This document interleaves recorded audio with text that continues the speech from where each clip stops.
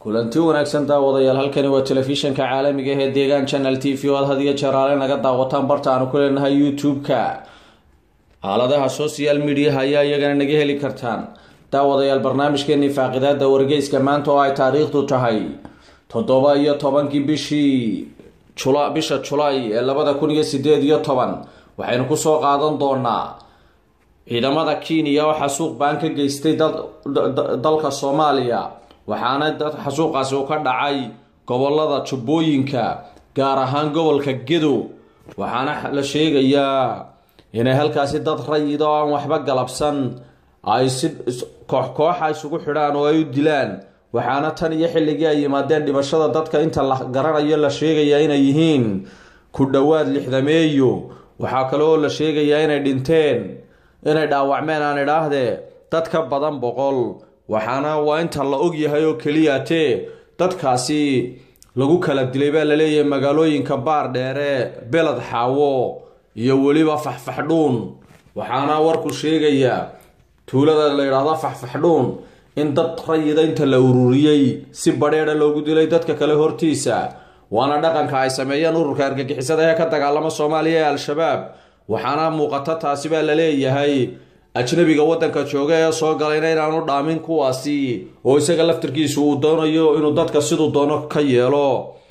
dhibaatadan oo kale waxa hore u qabaystaa wadayaal dadka reer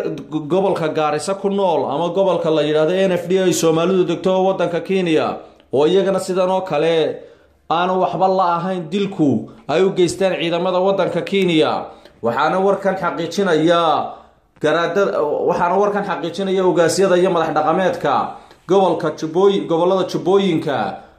waxaanu haddaba daawadayaal idin soo gudbin doonaa cuqaasha degmada Baardheere oo war ay saxaafadda siiyeen ay inooga soo tabisay BBC-du warkaasi ay ku xaqiijinayaan dhibaatooyinka iyo tacadiyada xasuuqa iyo waxyeelada loo geysto dadka rayidka ah ee deegaanadaasi ay una geystaan ciidamada ismadhaantada ah kuwa Kenya iyo kuwa Al-Shabaab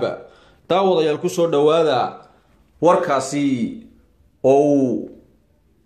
u hadlay cuqaashaasi uu inoo bayaamin doono guhaad oo kamida odayaasha jaraa'id baaqaaka waxay isugu yimid odayaasha iyo waxgaradka beesha sare ee deegaanka Baardheere waxayna kaga hadlayeen duqeymihii iyo xadgudubyadii iyo dilalkii loo geystay deegaanka Baardheere waxa weeye dadka walaalow ay ku dileen deegaanka Baardheere Kenya maalinkii soo galeen oo 2011 ilaa 2017 tiradoodu waa 52 qof oo shacab ah dhaawaca dadka deegaanka ay dhaawaceen tiradoodu waa 92 qof meelaha marka walaalow ay dhibaatada ka geysteen oo dadka ay ku laayeen waxaa kamid ah meesha la yiraahdo Faafadhuun baa kamid ah walaalow Gariiri baa kamid ah waxaa kamid ah Daar Macalin Ali baa kamid ah Baardheere kamid ah Taraka kamid ah intaas oo dheeriyo Baardheere soo gasho walaalow waxay ku laayeen dad tiradoodu ay dhantahay 52 qof dhaawacuna 92 qof weeye nabadoon Faarax sidee ku ogaateen tiradan aad ka hadlaysay aan ku ogaanay meel kasto qof ay ku dilaan qoraal baan ka sameeyay cadeymana waan ka sameeynay cadeyntina waan haynaa meelaha ay ku dileen iyo qof kasta ay dileen iyo saacad kasta ay dileen ayadoo dukumiinta magacyadooda saddexan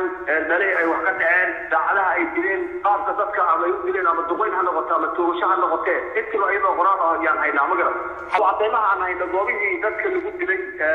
sida maraha mesela Faafadhuun oo kale dadka ay ku laayeen waa dad ay fagaaro u soo bixiyeen guryaha ay ka soo saareen ay xireen intoogasa ay u toogteen ayagoo jooganay dowladooda waa la hayaa dadkii arkayo markaatiga ahaaba joogo saacadii ay dileen oo ay toogteen baa la yaqaanaa nabadoon Faarax idinka guureen marka laga hadlayo Baardheere oo kale maxaa hadda ku soo beegay inaad xadgudubyadaas ka hadashaan oo intii ay joogeen aydan ka hadal walaalow waxaa ku soo beegay annagu waa dacwoonay meel kastaan u dacwoonay odayaashii baan ahayn waxaa weeye meel kastoo u dacwoonay arrintaas wax ka qabtaan weynay waa ka seexan weynay walaa waqtigaad ogeyd ma garanaysaa maaragtay waa ugu sameynay maamul wax ka qabtay oo ama Jubbalandka naftiisa ha ahaado oo hadda aan leenahay Jubbalandka maaragtay ayada nafteedu waxba in badan ba deegaanka lama wadaagta aan leenahay waan ka macnaha meel aan la gaarsiin male arrintaas si guud baan uga hadalnay cid wax ka qabatayna ma jiro taaka iyo maalmahaba waxaan garanay inaan marka baldareenka naga la wadaagna dadka Soomaaliyeed meel kasta ay joogaan dowladda federaalka oo dalka mas'uulka ah marna ma la wadaagteen xogtan والله ضد طبيعة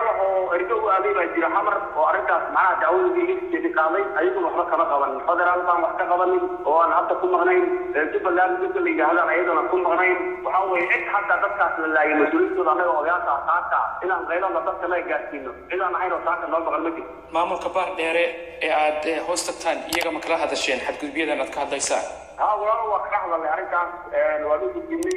أيضا هذه ماركتي وحبك ما قبل كريه بعدين إن بدلنا وقوع العلمي وحاول يدك هذه إن شاء الله ضدك اللي كسر قالوا واحد مسؤولين عقلوا الله هنا يتنجري ومن كان عن كذا إنه يدك عصو عن كذا يسوق الجني nabadoon faarax daawadayaal waxaa halkaa aynu ku soo gabagabayn doonaa barnaamijkeeni faaqidada wargeyska waxaan idinla socodsiinayay anigoo ah Ismaaciil Gacure intaan mar kale ku kulmi doono barnaamij noocan oo kala daawadayaal waxaan kaga tegaynaa sidaa iyo amaana Allah